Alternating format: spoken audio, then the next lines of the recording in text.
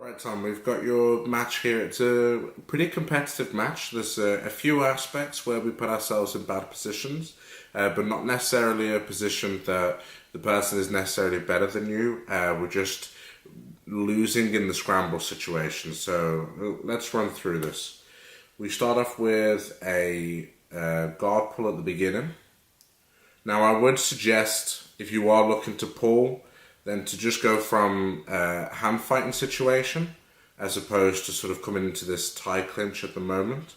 So you sort of come into guard, and then we want to set up our De La Riva. Should get good control over here.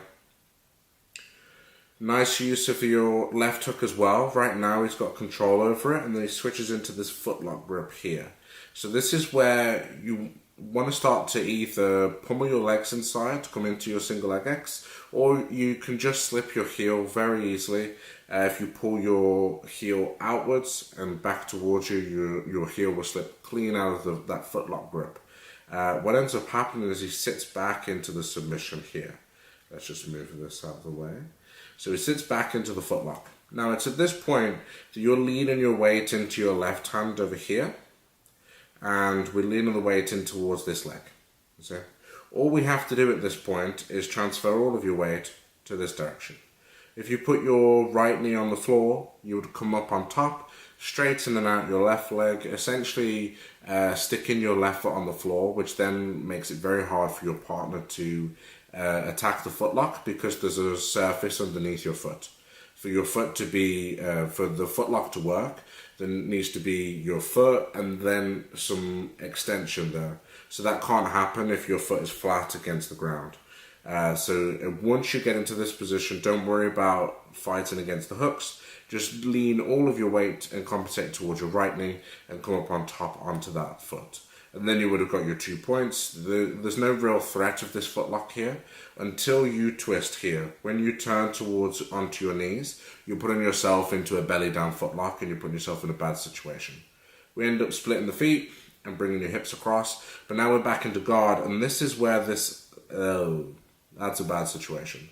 So that scramble from defending the footlock turns into him wrestling up at your waist and coming into an immediate side control. So once you're here, create some distance rather than coming up to standing, just hip escape. So scoot your hips away. If you do get up towards this point, there should be an immediate whizzer over here. So this right arm should be whizzing right away, and then you could be standing, hitting an Uchimata on the inside of the thigh over here. What ends up happening is you stand and then you retreat back into guard again. You see? So you've lost all your balance, and then all he has to do at this point is just jump around your guard and swing this right leg around, which is what he does straight into side control. So you want to maintain your balance and stay standing, or commit to playing guard and just scoot backwards and essentially play a butterfly guard while he was on his knees. So he comes into a side control, and we just gave away 3 points just from losing the scramble, from allowing him to close the distance too soon, and then we get put into a bad spot. And now you've got to fight out of this bad situation, which you end up doing a really good job of. We recover back to guard pretty easily, to be fair. So we're trying to find your frame. Switch your feet over if you want to defend the mount. So it should be right foot on the inside rather than your left. It's not really doing anything at that point. We're starting to turn towards your knees. We've made some underhooks. Again, we're in no-gi. Good butterfly hook here with the left. You want to insist on that turning towards your knees and post on the right side. When you throw this leg over, this left foot should be threaded into the armpit here. So you want to be underneath rather than over the top of the head. So you've got to go past the head and under the armpit, and then you would have recovered guard the first time. See what ends up happening, he pressures back in again. You try to scoot back. He insists with almost like a knee slice type pressure. You throw the legs back over again, and then because he takes his weight off, we're able to come up to standing. Now, from this case, technically speaking, you do a great job in the match. Technically speaking, stay in guard and sweep from your guard, because you don't know whether or not he's going to be able to score a takedown or not. If you're comfortable on your feet, which you are, and you score some takedowns from here, then by all means come back to standing, change the game a little bit and start to work into your takedowns. That was a nice option coming out towards the back. you want to throw that leg up just a little bit more of like an Uchimata type position when you step inside instead of a hip throw. So this right leg here would be hitting an inner reaping throw on this thigh, lifting that up, and then that can access the back, because we start to hit hip throw and we think, oh, take the back, but then he's already retreated. So kick that leg out and then you would have had access right to the back. We get into a front headlock, and then instead of looping your leg through, we have an easy ankle pick or a cradle. So connect your hand around there and level change onto the right knee, as opposed to dropping and trying to hook around his leg. It scores the takedown eventually, but we have to have a few tries. You see? So while you're here and you're trying to front headlock him, boom, we put him down on his back. So there's you've got 2 points. He stands back up again. Probably not the best choice considering he just got tucked down. We hit him with a throw. Now this throw put us in a bad spot. So while you've got this headlock here, this is okay to do if you're going to land in a good position, but with jiu-jitsu takedowns, this isn't necessarily the best, because when you do land, you are going to land in a bad spot. So you've got a headlock here, and a headlock usually means back take. So you throw, we get him on his back, we whizzer, but then he's already following up to come back up to standing. See, he wants to come out towards your back over here. It's at that point you need to maintain that whizzer, you see, instead of, exactly. This right leg should chop straight over his waist and mount him, you see. As though you're the same way as countering sit through.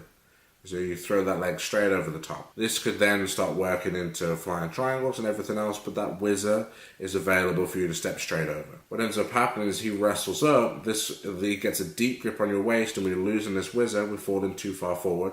Post up on this left hand, get strong on that, and just start squaring up with him. Stand up, go out of bounds if you need to, and start from standing again. What ends up happening, you let go of the whizzer, and then we try to re-sit back to guard, but now he's come straight back into side control again and got himself a good position. So it's at that point here, when you're sitting back into guard, here, and you think, okay, retreat, I'm going to go to turtle.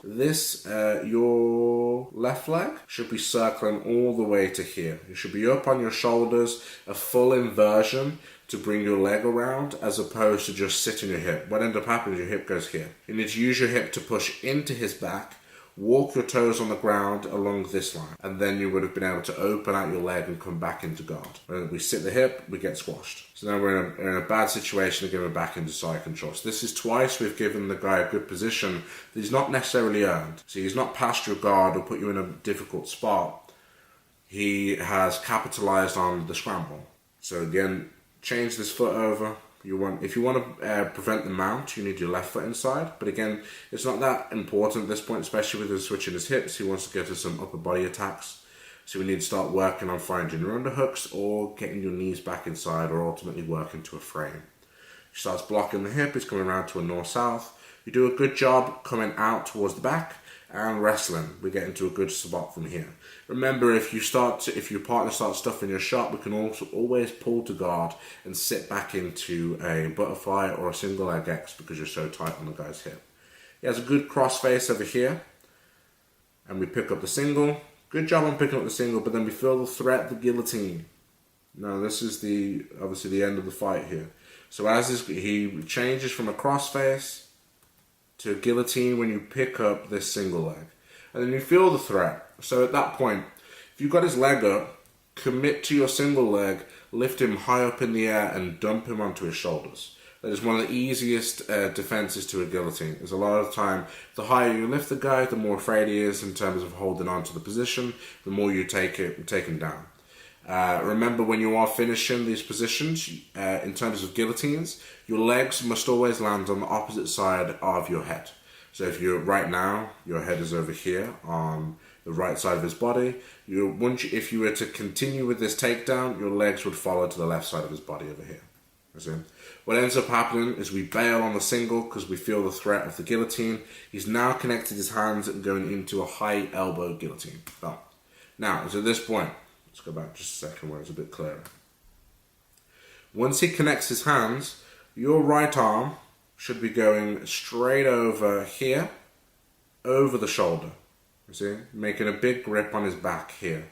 So your right arm hooks straight over the top of the neck, and then you're able to prevent him from being able to extend, because once he gets to that high elbow position, you can no longer close the distance. So you want to be blocking there. If you can't get towards that point, and we can't grab over the back of his neck, then you need to check both hands on his waist. Okay, right hand to here, left hand on this waist.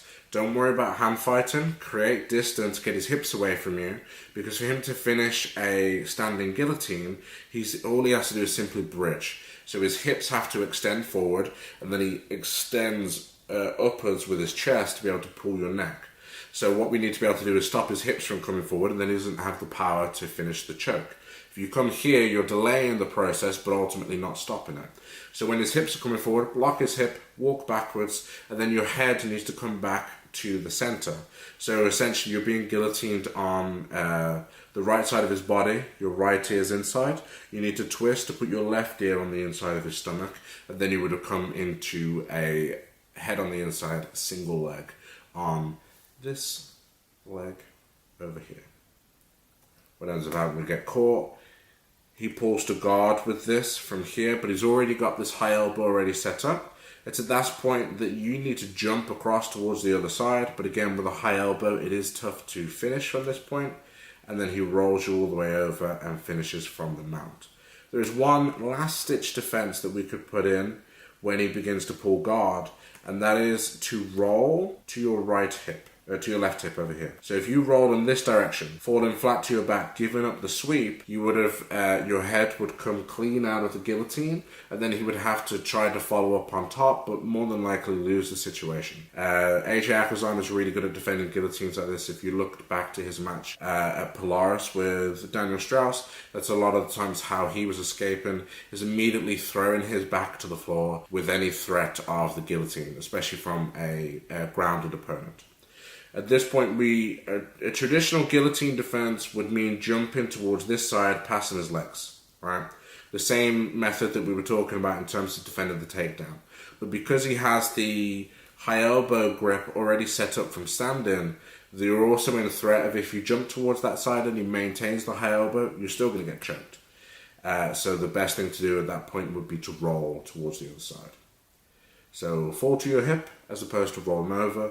But essentially, not too many mistakes made in terms of a tactical position. It's just you're falling into the scrambles. So you want to maintain your distance, slow down the fight, and take more control over the mini battles as opposed to sort of rushing the situations and falling into bad spots. Because again, that fight could be completely different if you fought again today or the next day after that.